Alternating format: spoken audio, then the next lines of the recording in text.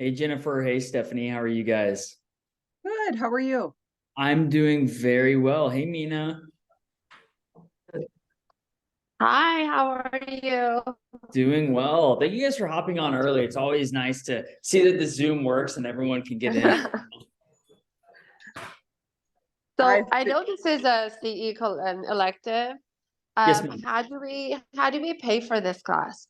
So it's actually this one is free, which is great. If you want to get CE credit, just go ahead and throw your license information in the chat. And what I'll do is I'll take it down. And then once Zareen gets back from out of town, I can kind of connect with her and make sure everyone gets that CE credit. Okay, perfect.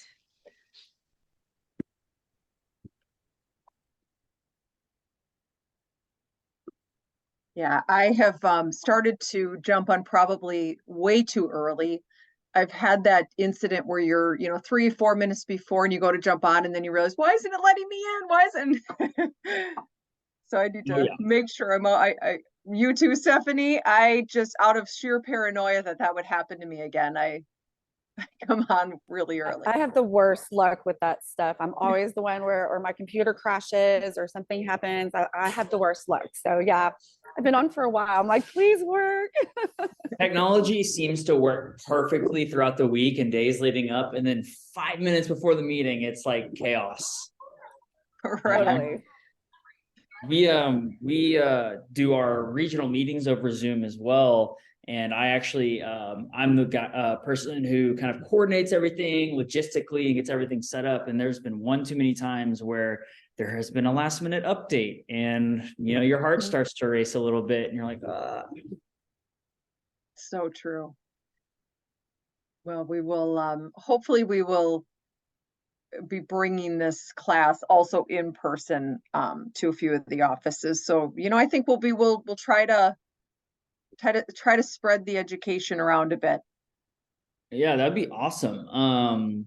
That'd be absolutely fantastic. I know Zoom is really nice to be able to just connect, I guess, at first meeting and kind of get the general idea of everything. But I think especially in this industry, people prefer in person, and we'd love nothing more than to have you guys come in and teach. I know Lacey's coming in on Monday Yes. to speak to our agent, so that'll be great. Yeah, she's excited about that. I think from what it sounded like, it's a pretty big meeting. Yeah, it really depends. Time of year, weather, how busy everyone is. It kind of depends, but I'd say we average probably anywhere from 50 to Oh, yeah, I mean our 50 to like 80, maybe even more than that. So wow, that's great attendance in person. yeah, it helps when you provide food. It does. It does. Um, I will say my background, I was a full-time realtor for over 10 years, and I will say sometimes when I went to broker opens, I did go to all of them, but I would sometimes start wherever the best food was and then Hmm. and then hit the rest. Hmm. Food and alcohol, those are the two best ways to get someone to a meeting. And unfortunately, at 12:30, not many people are drinking unless you're on the beach. That's funny. Hey, Lacey, how are you? I see you're on now too.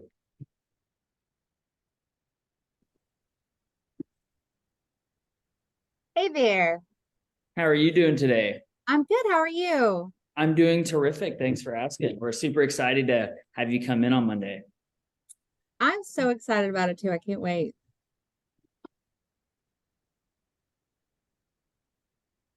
And Lacey,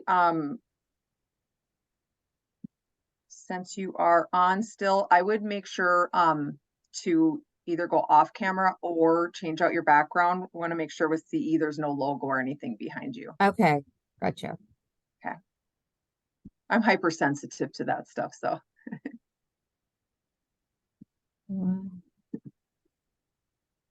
Hey, Linda, how are you? Oh, you're muted. There you go. How are you, John? I'm doing terrific. Thanks for asking. Good, good, good.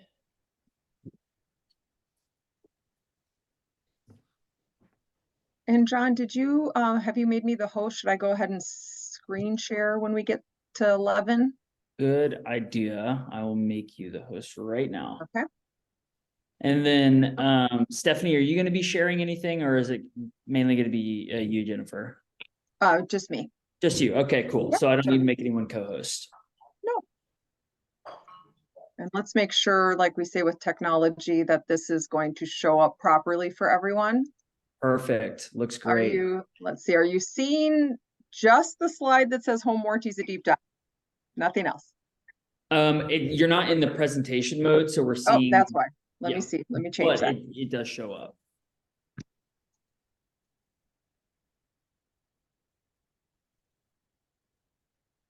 Better? There you go. Perfect. Looks good. Okay. And then is there any video or anything that you guys are going to be using? No? Okay. No. Wonderful. Wonderful. Wonderful. I'll just have you, John, if you could keep an eye on the chat in case questions come in that I miss. Absolutely. Will do.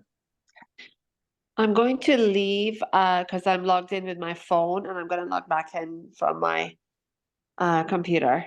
Perfect. Sounds good, Mina. Okay.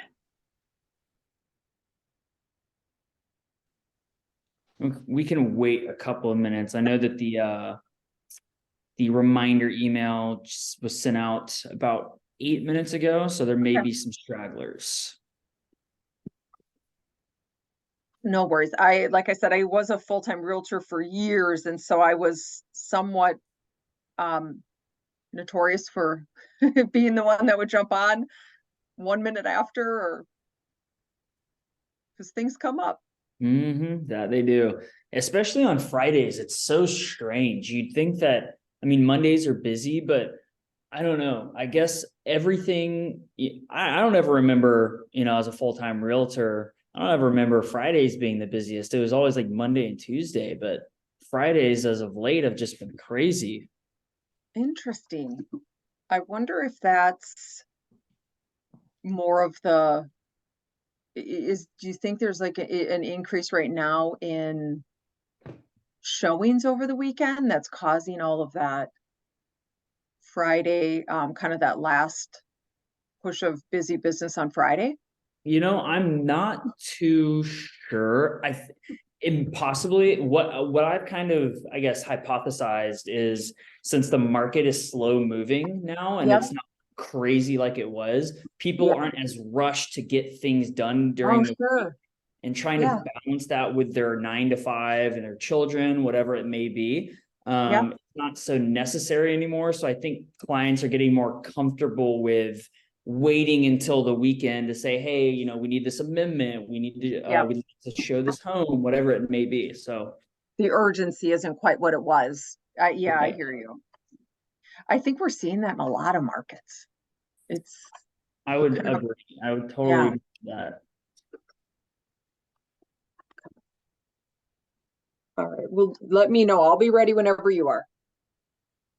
I think we can wait till 11:03, one more minute, and then I think we should be good to go.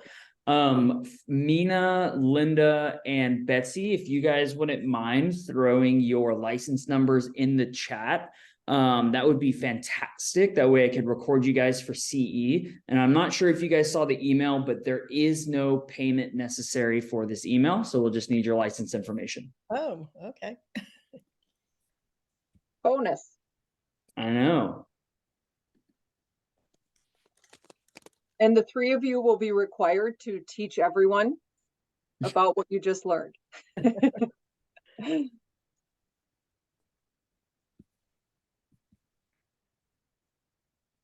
Hey.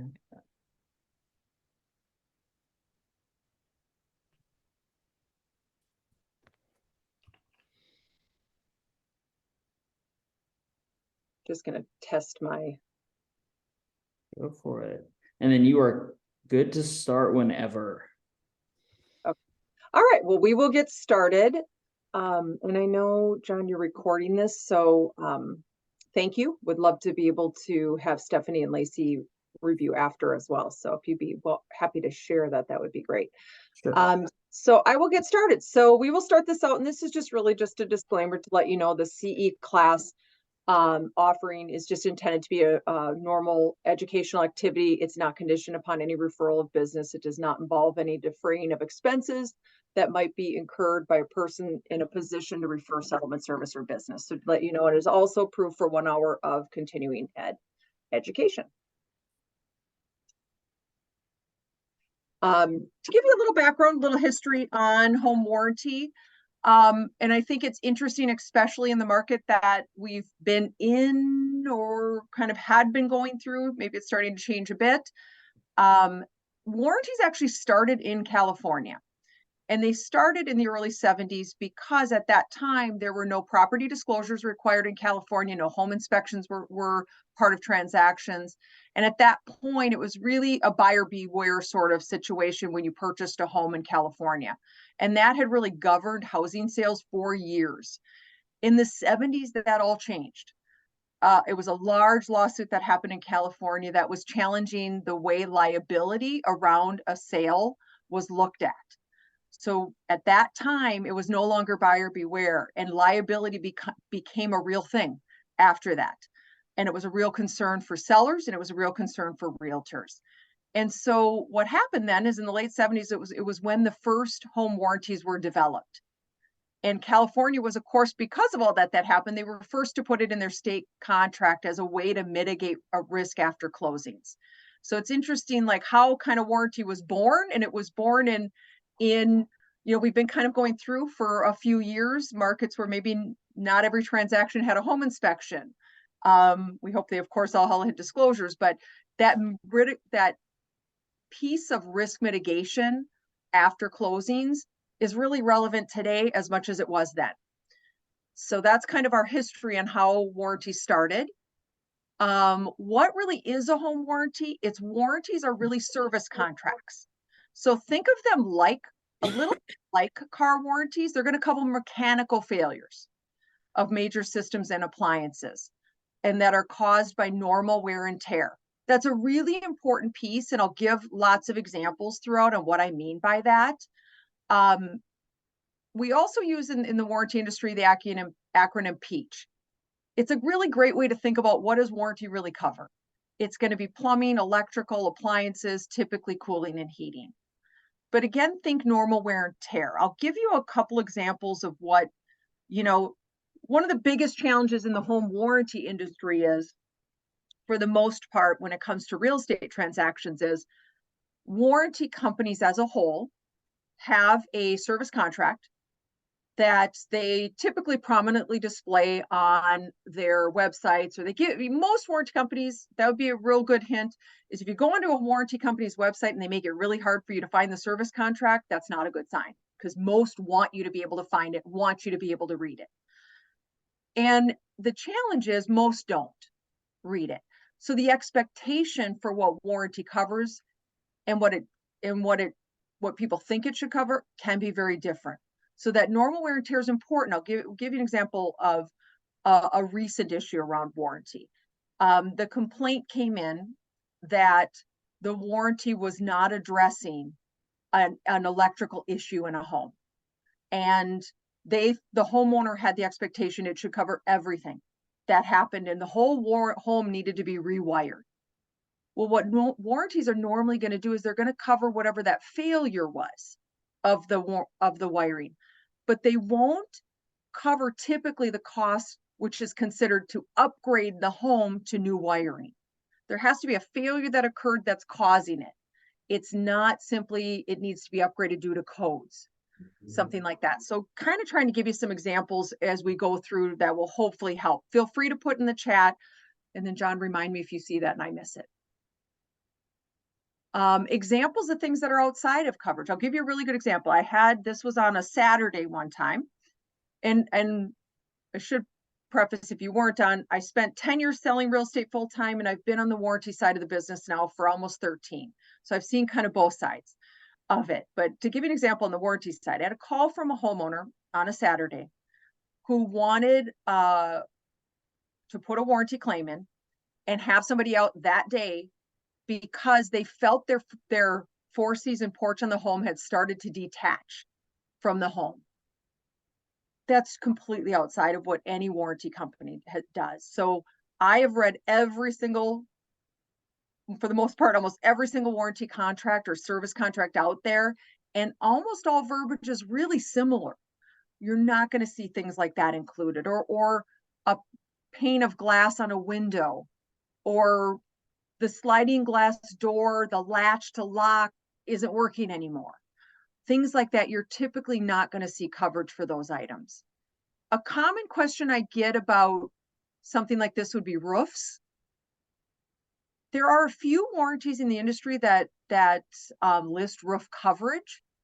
Just be very careful to read the actual coverage portion on that, because they're usually very limited. If they have it at all, it would be limited to if there's some sort of small leak, up to, a lot of times you'll see a dollar limitation of $500 or $1,000, and it can't be due to an act of God. It can't be due to a hail or wind or anything like that. So great way to think about warranty is always going to be just really the mechanical components in the home.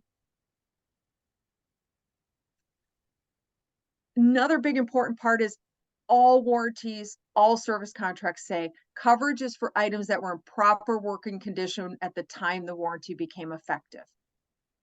So that's something I have had a lot of calls over the years of a realtor will call me and say, Jen, we're in the middle of, we're at a walkthrough right now, and we don't think the dishwasher is working, or we see a leak coming out of it. Can we put a warranty on it and have them place the claim after the close?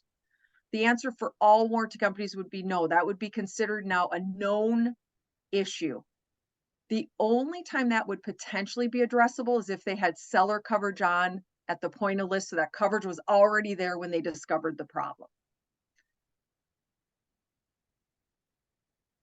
Okay, when we talk about we cover normal wear and tear, to the warranty industry, what's not normal? I have that kind of personality where when you tell me something, I go, then what's not? If any of you have ever done the disc, I'm a very high D. So I'm like, well, tell me what isn't. What's not normal? All warranty policies are going to say that if the failure is caused by a power surge or rodent damage, this one is not super common, but when we do see rodent damage, it's typically related to rodents chewing wires. A lot of times it'll be on an AC system, or sometimes I've even seen them chewing wires in a stove, somewhere where they've tried to make a little home. Misuse or abuse, I've rarely run into this, but I'll give you the example I have run into. The homeowner clearly was trying to move their refrigerator to the basement, and they dropped it down the steps. That's not considered a normal wear and tear issue. The other one is freeze damage. Warranties typically will address like a cracked pipe if it just cracked over time.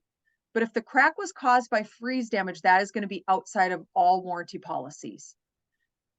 And then the other one would be an act of God, the lightning strike, the hail damage, those types of things you would see outside of it. I do see, oh, that's just putting in the license. Okay. So all of those are going to be outside of it. A lot of times what I do recommend to homeowners, if there's something not addressable by warranty, it's always a good idea for them to make that next call to their homeowner's policy and just make sure it's not addressable there. Because a lot of times where we end, they begin, and vice versa. So we'll start here with seller warranties. So we just kind of talked about that dishwasher issue. If they would have had a seller policy on. So those seller warranties can be put on at the time the home is listed for sale. The warranty would cover the seller during that listing period and then transfer to the buyer at the closing. No payment for the warranty is due until that closing occurs. And typically how that would work is the listing agent would enroll the warranty or have their admin enroll the warranty. They would supply the title company with that invoice, and it would come out of the seller's proceeds. That buyer's coverage is never affected. The term or the length of time that buyer's coverage is on is never affected by the seller's policy. That's a common question I get is, oh, if it's 1 year of coverage, well, if the seller had it for 3 weeks or a month, does that affect? No, it never does. That buyer's term always starts at the closing. Buyer warranties, they can either convert from a seller policy, or it can simply be that it's starting at the date of close and moving forward. So their coverage is effective the date of close. It's typically for 1 year. Some you will see on rare occasion out in the warranty industry, you might see a 13 or 14-month policy. Look at the service contract.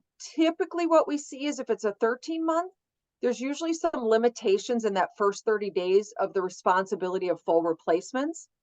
Or same thing with 14-month policies, the limitation of responsibility of replacements around the first 60 days. So just look at those. I know it can seem overwhelming to look at a service contract and have to read through it, but it's actually, if you scan them, it's very simple to find dollar limitations. And always that first section on the basis of coverage, which is usually only about 2 or 3 paragraphs, tells you most of what you need. And then most of those warranties will offer renewal after the first year or multiple years up front. That sometimes comes into play with when you see, sorry, I'm getting a pop-up. If you see multiple years in negotiation. So let's say you're in the middle of negotiating and, oh, I'm sorry, I should have taken that off of there. I don't know how I get out of that now. A lot of times with multiple years up front, what you're looking at is usually that's negotiated in because maybe the systems are not, maybe they tested out fine during inspection, but that really old system is really scaring the buyer. Sometimes you'll see a buyer's agent ask for the seller to cover a 2-year warranty to just bring the deal together. Examples of base plans. These are going to be common things that are covered and addressed under base plans. The air conditioning, heating systems. You'll see an asterisk by a couple of things because in the warranty industry, it can be fairly common across companies to see sometimes washer, dryer, or refrigerator as an optional item for buyers. And sometimes you'll also see air conditioning systems, heating systems. So, you know, it's really good to look at those charts that the warranty companies have on all their brochures. There's usually a nice chart with here's what's covered and check marks next to it. A really good best practice is look at their application page. If something is listed as an optional item, it's not included in the base plan. So it's always good to just make sure the buyer is looking at that. I can't tell you how many times over the last 12 years, 13 years I've been doing this, that a buyer has said to me, wait, who chose my coverage? So it's always good to pass along to them that brochure and that application and advise them to look at it and see what do they want. I love email, creates that trail that you sent it to them, that you asked them to look at that. That's the old realtor side of me that comes out. Examples of optional coverage. Things that typically are not going to be addressed under base plans. Well pumps, septic, private septic systems, pools, spas, pools, very big in Texas. Spas, outside gas, water, sewer lines. So that would be for city connection. It's from the home to the city connection. Upgrades, additional systems, things like that. Again, if your clients are reviewing the application page of any warranty company, they'll be able to see what those options are for them based on which policy they're using. Big thing is don't forget, there are in the industry, we either call them deductibles or trade service fees apply. I have had many times over the years, homeowners called me very upset. They didn't know they had to pay a deductible when they placed the claim. So just, that's a really good way to make sure they know. I know when I was a realtor for all those years, I was putting on warranties on almost everything that I did. And I was selling 30 to 40 houses a year. And I would say this, I would stand in front of my clients. At that time, everything was in person. I know sometimes this is even prior to, we certainly used digital towards the end of my 10 years, but in the beginning, I would stand in front of them with that warranty brochure. And I would say, here's what's covered. It's repair or replace. You'll have a deductible. Well, by saying that, what I said is everything on this list is covered, no matter why it failed. Think normal wear and tear, think rodent damage. But what I said is everything on this list is covered. You'll have a deductible. So I set the expectation for no matter what reason they fail for, they're going to be covered and you're never going to pay more than your deductible. So that really set, which I didn't realize until I came into the warranty side, when my boss said, here, read the service contract, read every competitor's service contract. which is horribly painful to do, but I did it and still do it to this day.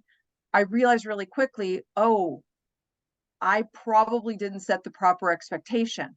What I should have said is, one, this is clearly a guide to show you what is eligible for coverage. I highly recommend you read the service contract. They're actually not that long. They're only a couple pages, but they do seem overwhelming. I do understand that for a lot of people.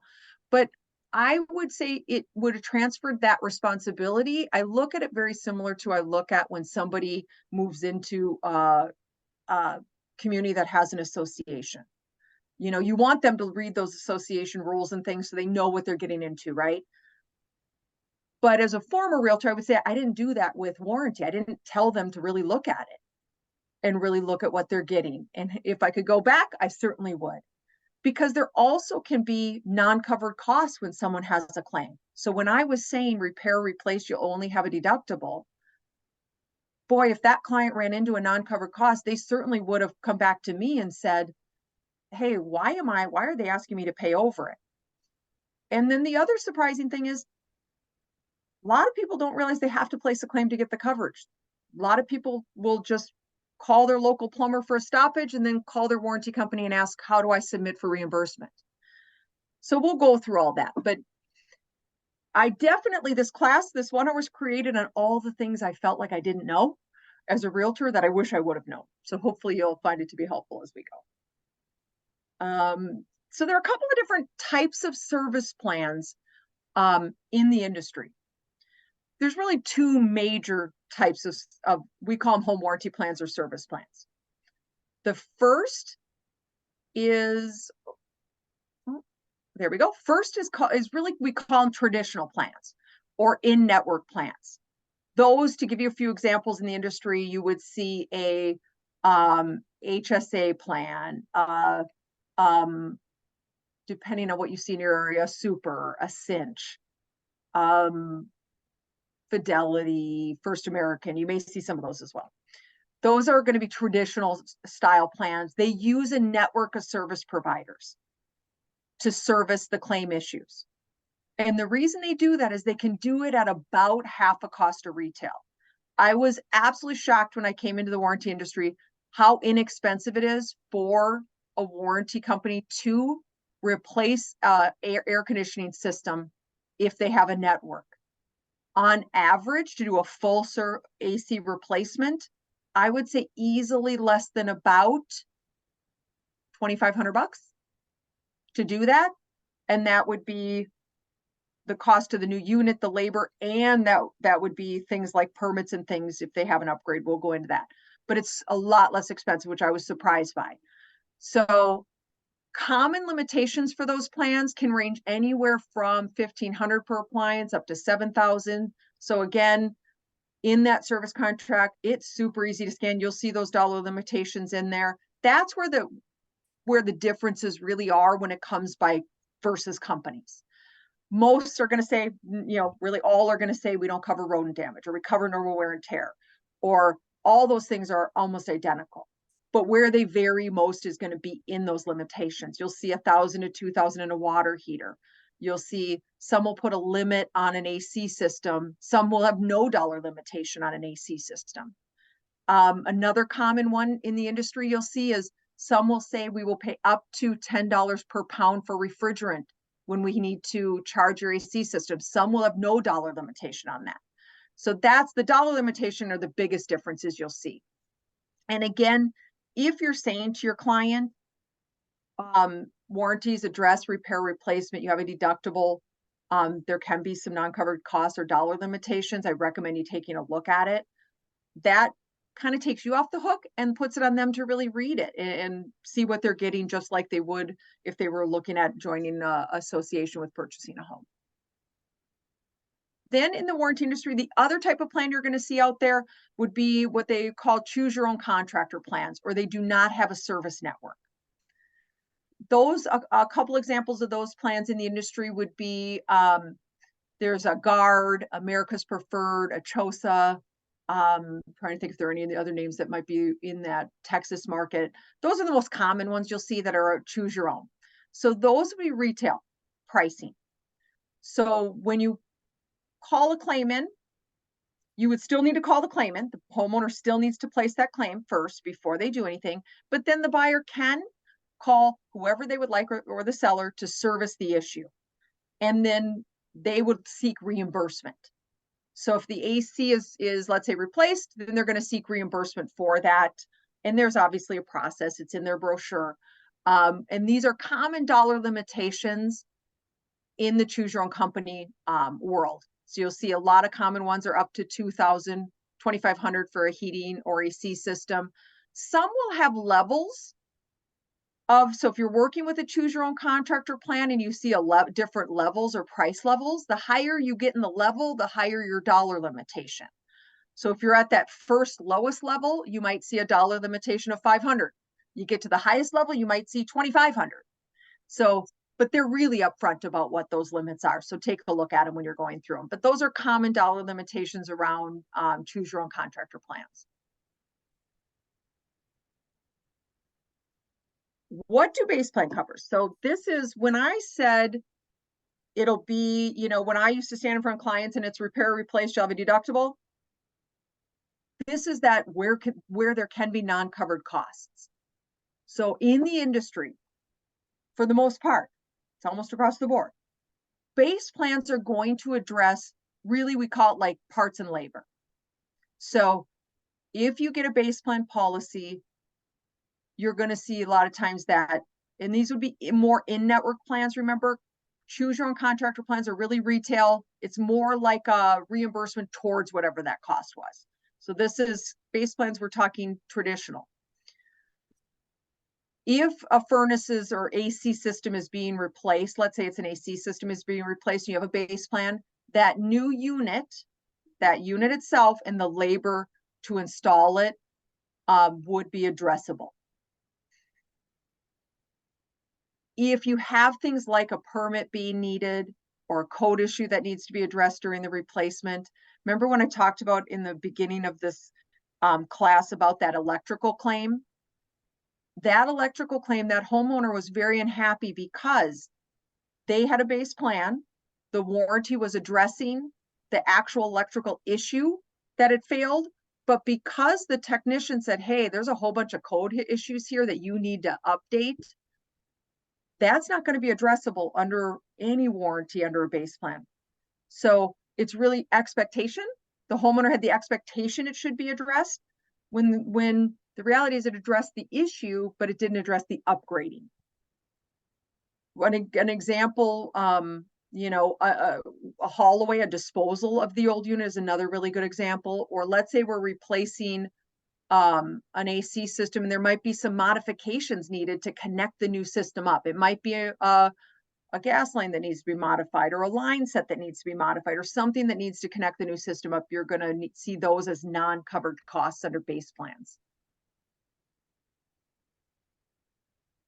So in the warranty industry, for the most part, we almost all of us, unless it's a choose your own contractor plan, most of the traditional companies are going to have an upgrade available or a higher level of coverage available to help address these things like permits, disposal, modification, things like that. The really biggest thing from a realtor perspective is you don't have to know all those little pieces, what's going to be, what's not, all of that. You just really, the only thing you really need to know to convey to your client is, you know, there are different levels of coverage. There can be a base plan, there can be an upgrade. Just, I highly recommend you, that application page is really the key. If there's an upgrade listed, it says what it is, why they would want it. It puts it off of you and puts it on the client to make those decisions. And I think that's the most important thing. I'll give you a couple examples in the industry of upgrades. Like you'll see one says a premier upgrade package. Again, you're going to see it on the application page. This one is an upgrade that's offered under this company's plan. It says if a buyer chooses this option to add to their coverage, then should any failure occur that involves a code issue, a disposal, a permit, a modification, they will get up to $1,000 to use towards those costs. Some warranties have levels of coverage, like a gold, platinum, diamond, or essential plus. The higher the level, it's the same concept. if they do the base level, they're most likely going to see out-of-pocket costs for those items. If they go up in coverage, they start to see some of those things being addressed, or sometimes they'll see them being addressed with a dollar limitation.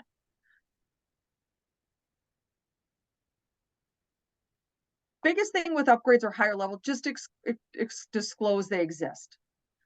I will say out of all my years of being in the warranty side of the business, I would say probably,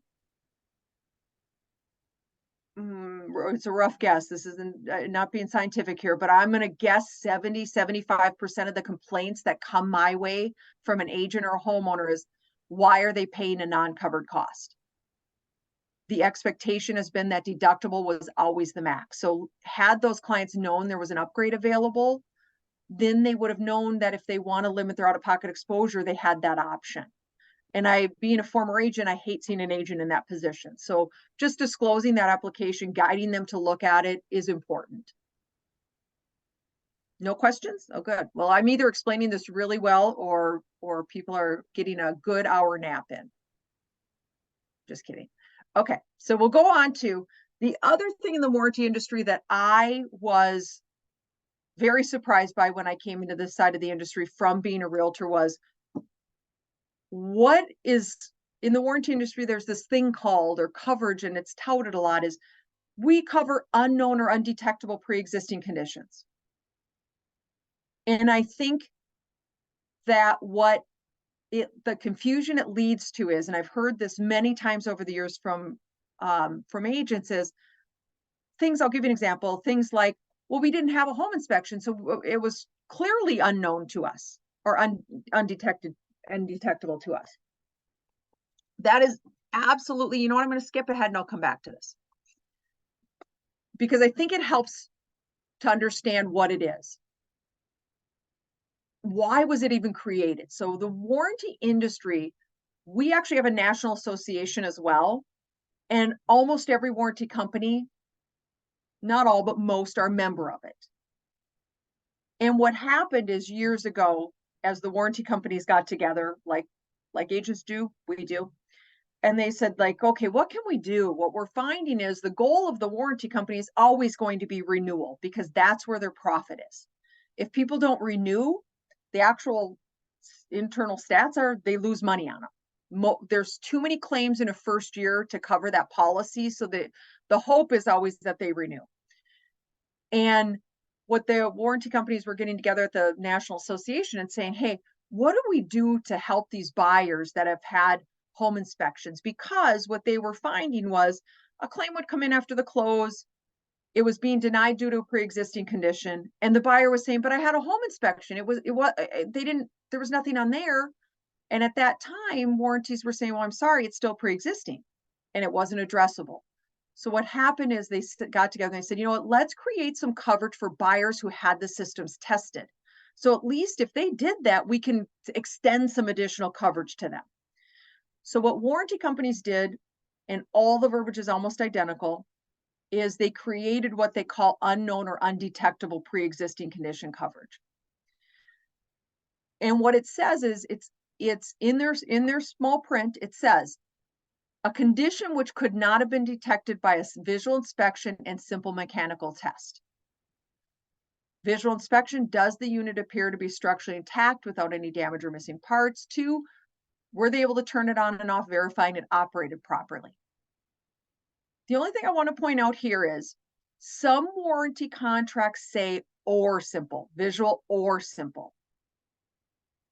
That's important, because if they have the verbiage that says or, then that means if the inspector was able to do at least one of the two, they would be extended that coverage for the undetectable pre-existing condition. Some of them, if they say and, again, it's right in that first couple paragraphs in their service contract. You can find it really fast. If it says and, then both have to be done to be extended that coverage. I say that because a common question I get is, well, there are a couple times throughout the year where sometimes the AC can't be turned on due to temperatures. The inspector will say, we can't, the temps are too low, we can't turn it on, it could damage the system. If you're working with a warranty that says or, as long as the inspector visually looked at it and didn't note any visual issue, then they could be extended that coverage. So that's why I bring that up. And it works really well when agents understand how it works. It works so well. I'll give you some examples in the industry. First, I want to note that no matter what you see for marketing out in the industry, if it says we don't require inspections, no maintenance records, be very leery, because most of them, when it gets to the small print, will talk about if something by the technician was deemed that it would have been detected had it been looked at by even an ordinary visual inspection, they're not going to address it. So like you'll see in this one where it says, if your AC fails because of an undetectable pre-existing condition, we'll take care of it. Plus no age limitation, no inspections, no maintenance records. Well, that's really every warranty. They're never going to ask for a home inspection. Most warranties are never going to ask for it. If they felt if the technician's like, yeah, this wouldn't have been detectable, they're going to ask for it if they think it would have been detectable.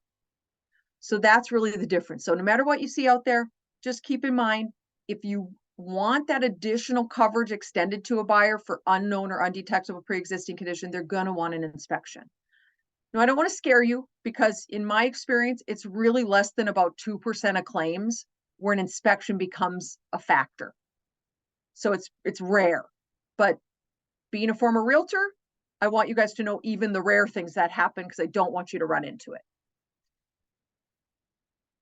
So what to look for in inspection?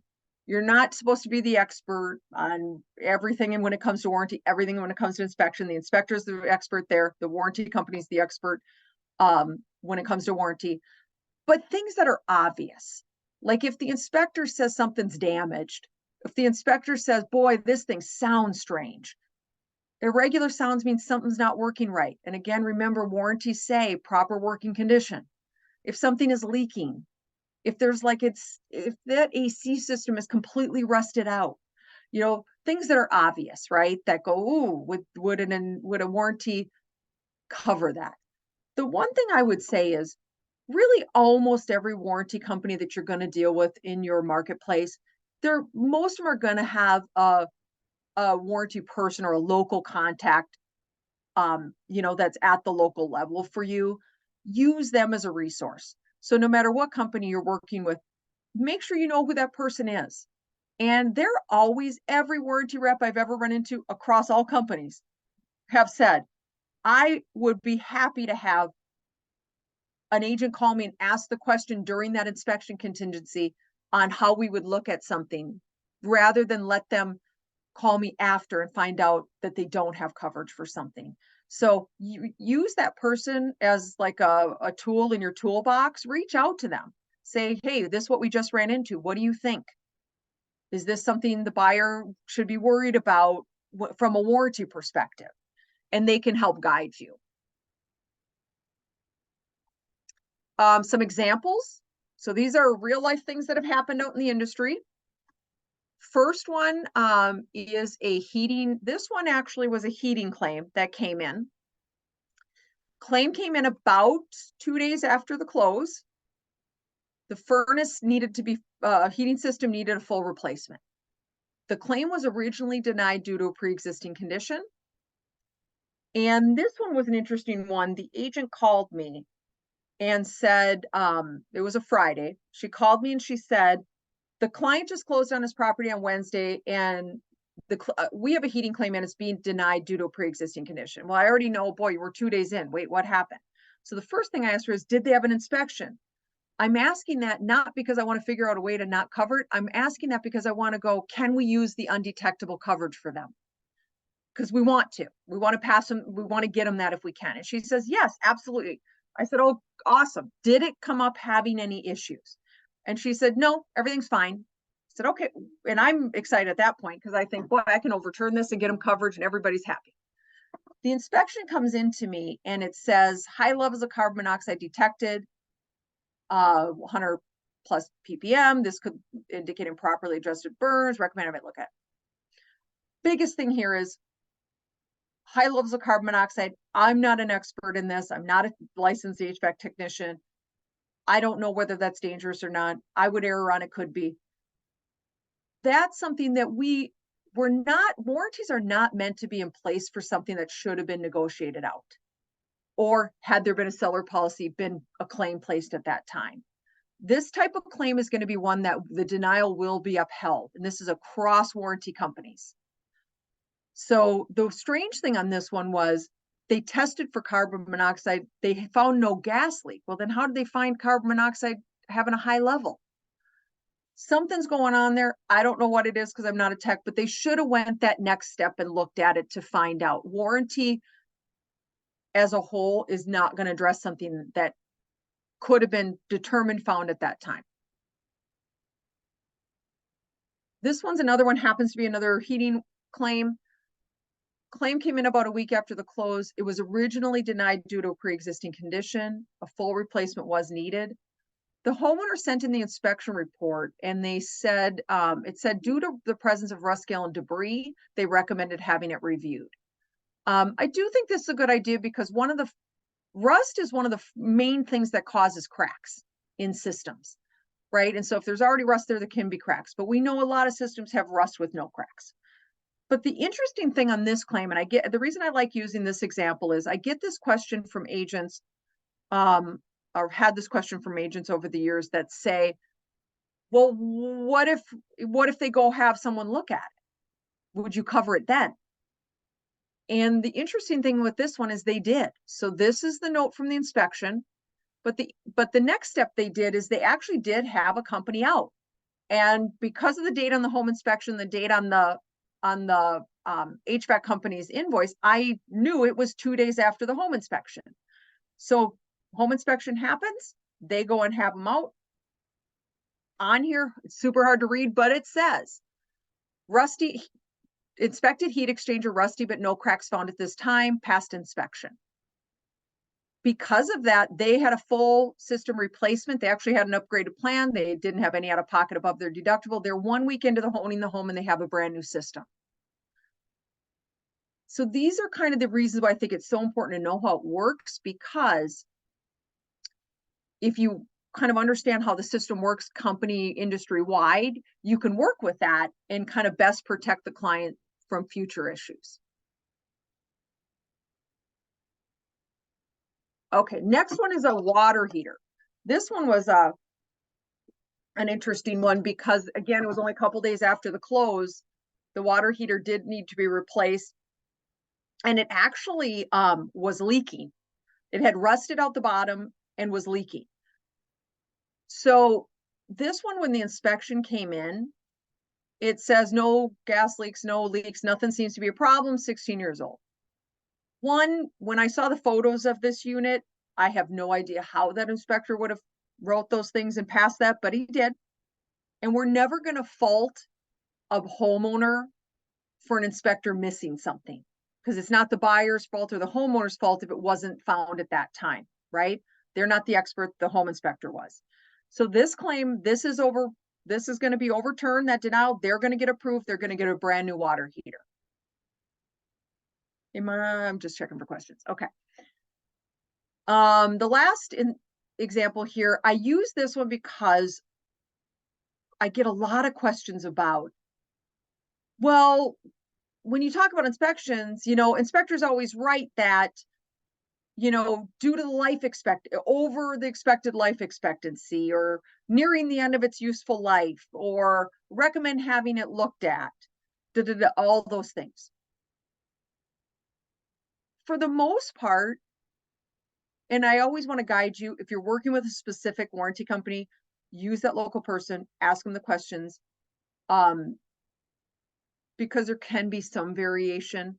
But for the most part, if that is simply in the inspection as a kind of a way for the inspector to reduce their liability, most warranty companies are going to go, that's fine that you didn't go the next step, because there's no issue noted.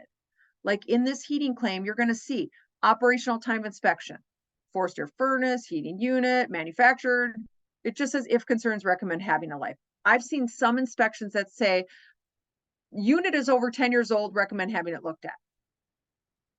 That's typically not going to negate or take away that undetectable pre-existing condition coverage.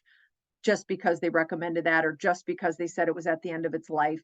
Normally there has to be some sort of condition issue noted that would then cause them to not be able to overturn and approve that.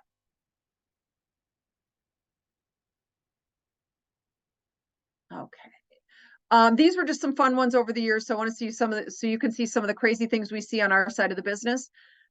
This first one was an AC claim that came in, placed a week after the close. It was originally deemed pre-existing condition. The home inspection, I kid you not, had this photo in the AC section. Definitely a pre-existing issue. Claim is not going to be overturned.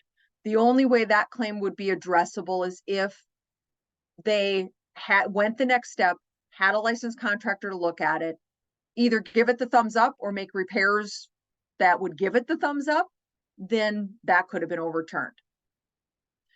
And then the other one I wanted to show was because this one is actually an AC system, and the claim was actually denied due to rodent damage.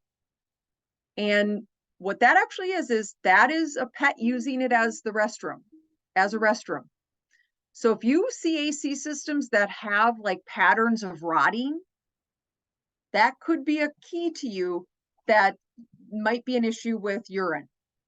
And again, rodent damage is not addressable under any warranty company. So when you see things like that, it is something to kind of go, should I have this looked at further if the warranty would need to address something, or even to ask the warranty rep what would be looked at. Okay, we spoke a lot about this, but I want to reiterate this because I'd been on the selling side for so long as a realtor. Is best practice is really to always review, no matter the warranty company. Everyone has an application that looks fairly similar. Tell them, hey, take a look at it. There's going to be an optional section. See if you need anything there. And you'll see some highlighted small print because all of us have very similar contracts. Most have this option available.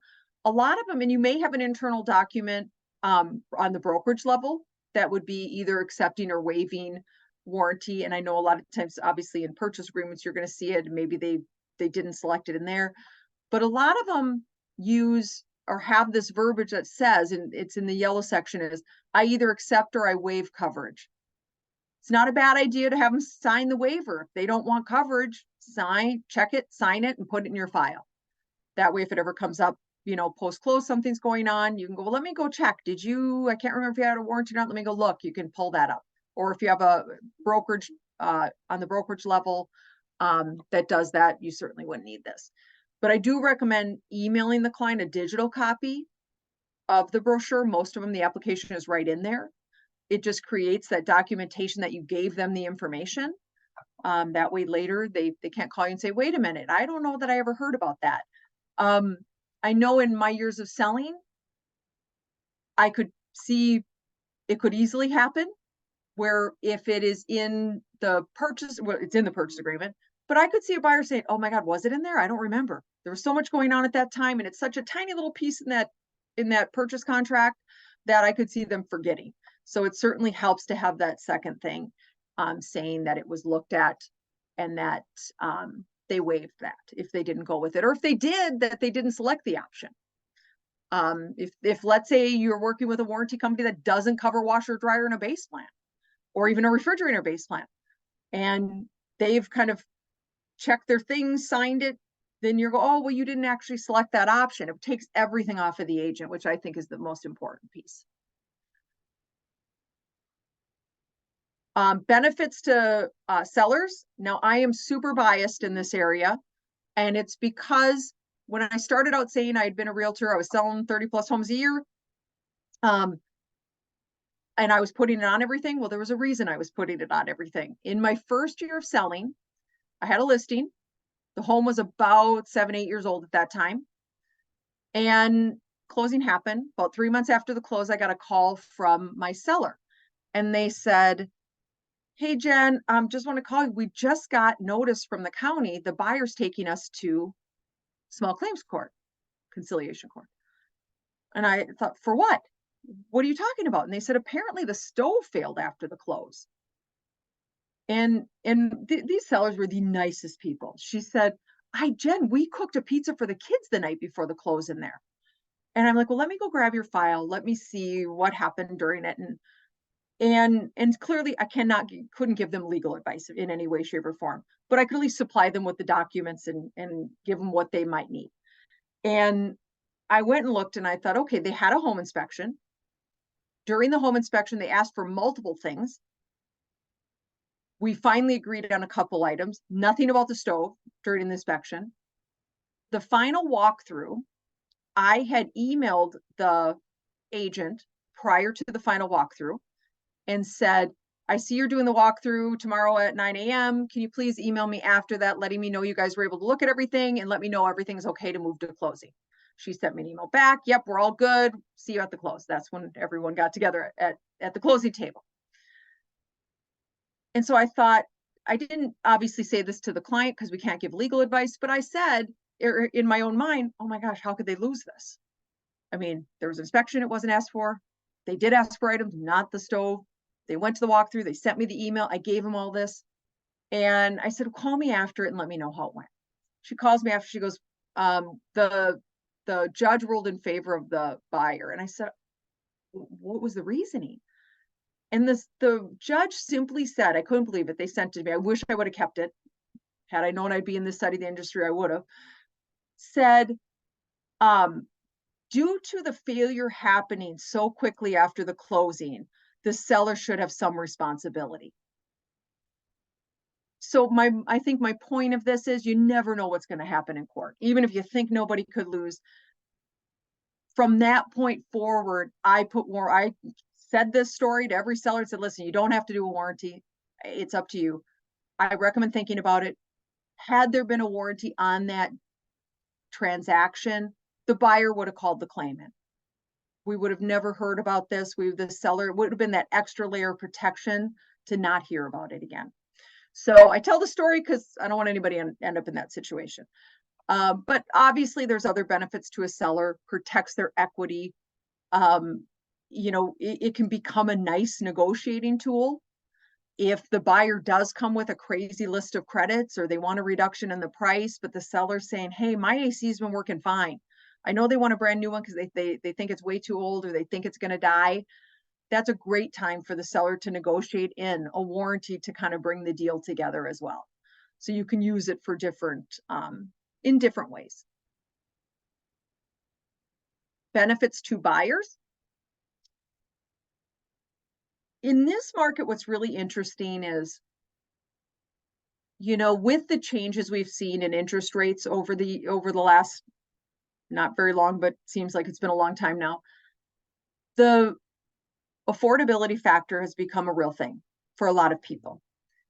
And it's made me think a little bit differently about warranty and how that could help a buyer who, maybe a couple years ago their payment would have been at a certain point, but today it's here. If they're looking with a lot of those warranty plans that offer those upgrades or have kind of real nice high dollar limitations or unlimited or things like that, it is such a great way for that buyer to really mitigate their risk around repair and replacement costs in the house. So I really think that for buyers today is probably more important than it's ever been. So I would definitely think about it that way for them. But of course that coverage, and they can renew it if they would like. Typically a lot of warranties, it's that service network they might want access to. Maybe they don't know a company they can call. Those things are benefits as well. And of course, then obviously peace of mind comes with that. Benefits to agents. This was an interesting, and I've never seen this before and I hadn't seen it since, but it was the Orlando Association of Realtors put out this stat, and it's such an old stat. Now I wish others would actually look at this, but they don't. It was 66% of their E&O claims would have been avoided had a home warranty been in place. And to me at the time, that was kind of a, whoa, that's a lot. But when we look at how many claims are happening per warranty or per, per warranty being put on transactions, it's actually not surprising now. Because the average right now, and it can vary per company, but I would think most are probably similar, is over 2.5 claims per warranty per first year plan. So had those not been on there, those are, things that are happening. Those failures are going to happen in the home, whether a warranty is there or not. And so the more that people kind of that buyer's remorse that can happen, we can help with that. And we can help with them being starting to get upset about and not being happy with their purchase and things like that. So working, with the local person and getting them to understand the warranty and all that is a really good way. And a lot of E&O companies actually have some verbiage built into their E&O policies that, give certain breaks on premiums and on deductibles and things like that. And when it relates to a warranty being tied to a transaction. Oh, and because we didn't have questions, we are finishing a little earlier than I expected. So I want to open it up to questions. Normally, the class is built in for about 15 minutes of questions because that's usually what happens when we're in person. But when we're on Zoom, it doesn't happen as often. So if anything came up as a question, though, feel free to, reach out. We always want to be available to answer those because we never want you to run into a situation where you are, dealing with a homeowner that didn't like something. And again, all the warranty companies are, I'm feel confident to speak for them. They would want you to reach out to them as well. They would want to create the proper expectation from the beginning versus after and having someone unhappy. I will stop talking. If anyone has any questions, I'm happy to stay on for a little bit and answer those. If you have specific situations you've run into, we can certainly, work through those. So Thank I you, have guys. a question. Sure. I was in a situation, it was for my own home. We have a home warranty that we said we're not going to extend or renew with them anymore. And this has happened to me a few times. And I don't know if it's just like, how can we trust those like people that they come in and actually see the problem? Because we had a problem with our AC and it wasn't working. So I called them because I'm like, okay, well, we have this home warranty. I'm gonna call them, and I knew it was because of the home wear and tear. Yeah. They didn't cover it, and they just came up with all these excuses. Did they And say why? Because they would have to reference what was the reason. I'm trying to think because this was last year. Honestly, I don't have I just got so mad at them. I don't know, but I've had this experience a few times, a couple of times, that I was like, oh, so what is the point of it if they're not going to cover anything? So one, what I would say, I'm a little bit suspect that there was something that made it either not normal, wear and tear. It was either something there, or we do see things like this where I can't tell you how many times I've seen things where it's the claim comes in and the technician is saying to reporting in, okay, here's the issue. It's functioning the way it's supposed to, but this system is the wrong size for this house. So it's not keeping up. Right. Warranties won't address something like that because they only address like the failure, the comparable units. So what I always recommend when you run into anything like that, Mina, whatever company it was, reach out to their local person and say, hey, can you find out why? What was the reason? What was the issue that would cause it? Because one, I'm not saying people can't make a mistake because it certainly can happen. What I would say over all the years I've been doing this, I'd say it's probably 5 or 6 times over a 12, 13-year period here that I went, oh, there was an error. This was an error. This should have been covered. It was just an error. It's usually there's something that's causing it to not be addressable. And when I look at, like, to give you kind of an example, we did a look, and now I don't have to obviously 2023s yet, but at the end of the year, we look at what was the average payout per warranty. Mhm. first year warranties. It's right now over $500 per first year plan. So I feel really confident to tell you, most things are going to be addressable when it comes to all the items listed. But I would love you to dig into that and like let me Yeah, know I what mean, it we, was. we even have the gold package, so the most that they cover and Okay. everything. And now I kind of remember our AC wasn't working properly, but it was working. And I had somebody come in, a technician. He went up there. I don't know what he did. It stopped working completely. And then they said it's because of wear and tear. That's what I believe. Again, if I'm not mistaken, it's been the system is just old. We don't cover it. Nothing really happened to it, or something like that. I was like, it was mind blowing to me. I'm like, okay, so what? I thought that's what you're supposed to do.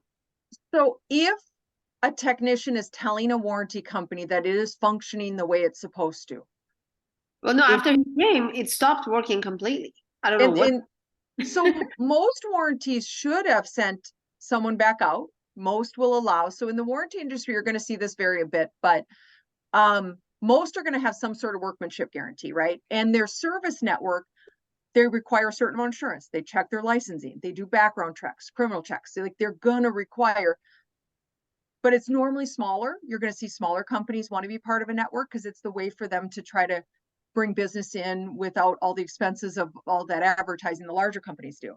But most warranty companies even would either have like a 3-month workmanship, or sorry, a 30-day.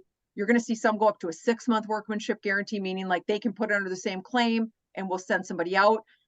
And even to be honest, even if a homeowner would call and say, hey, I don't know that I trust that guy, I don't know what he did up there, they'll send a different one, a different company, because they do want you to renew. So their goal is like, well, let's get a second opinion on what's going on with this system. So I would love to find out what they communicated to you on what the reason was behind why they wouldn't, because they have to. Warranty is really pretty highly regulated. They would have to be able to source like exactly which section of the warranty contract caused the exclusion of coverage.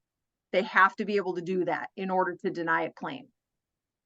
And so I Right. would want to know what that was. What was the reason for that? Yeah, again, I can't remember all the details, Yeah. but I remember I was on the phone with them for a long time and trying to just reason with them and see why. I just never got Yeah. into it. And again, I don't remember the details. If it wasn't that long ago, I would even potentially, I would always, your best to reach out to the local person and say, hey, can you help me out? That's what they're there for. They'll dig in, they'll figure out what the issue is. Even if it's older, I've When you had say the people, local person, you mean of the company, just whoever is within my area? yeah, if it's most warranty companies will have a local person that works, on the ground with realtors. If they do have that person, find out who it is and reach out to them and say, hey, can you help me? I want you to dig into this for me. I know it's old, but I'd love to know what happened. I'd love to know really why. And they'll be able to tell you. Okay. I mean, we changed the system ourselves and we paid it out of pocket. So, and my question, I guess, after this Mhm. experience was that why paying something? Mhm. I understand. I mean, they recommended having a home warranty, but Mhm. like, if all the regulations are so tight that they're looking for something not to cover it, again, just because of my past few experiences, like, why even bother? So they actually are not. No warranty I guess I company want to know, wants, like, how do we as yeah, homeowners, how do we be on top of it? Like, how do we go up yeah. there with them to see? Like, how do we make sure that they're going to do what they're supposed to? Well, one, we're talking about licensed techs, they're licensed for a reason too. They have to be doing things properly. If they are not, I mean, they're definitely risking their license to do Right. things. So a couple things. One,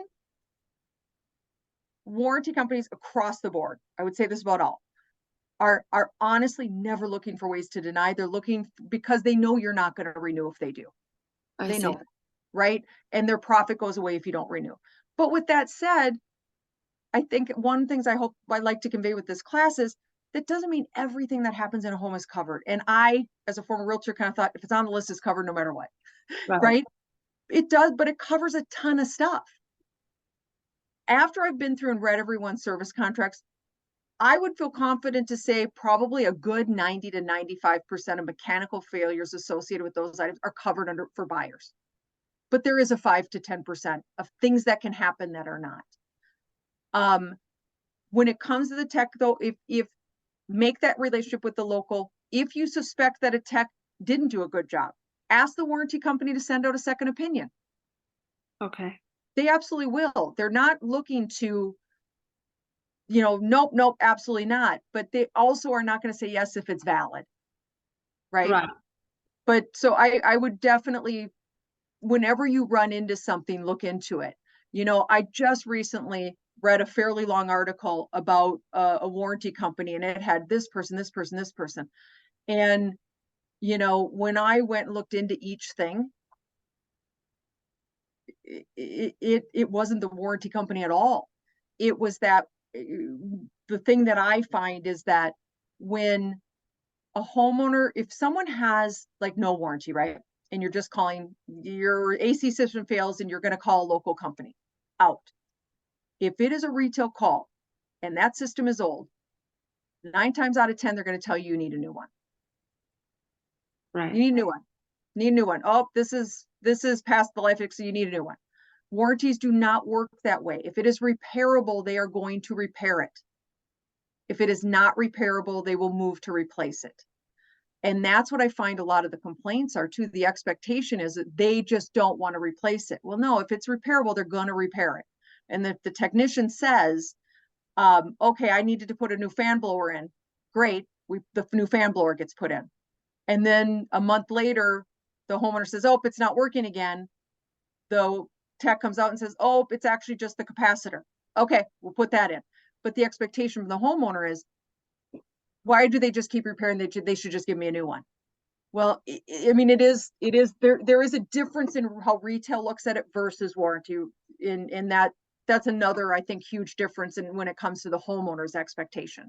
Right. Okay. Thank you. But we're always I mean, I definitely still would, Mina, it doesn't hurt you to go that next step with yours to find the local person. In most companies are very good companies. They'll be willing to look at it, even if it's old, and see what happened. And so you can get some clarity around it. And maybe it would change things. It might. Right. Right. Like my other experience was that we had some plumbing issues, and it's definitely, it says, oh, plumbing, all kinds sort of plumbing in there. So they come in, they're like, and the faucet wasn't working. So they say, oh, we can only fix it to here, but not the faucet. Yes.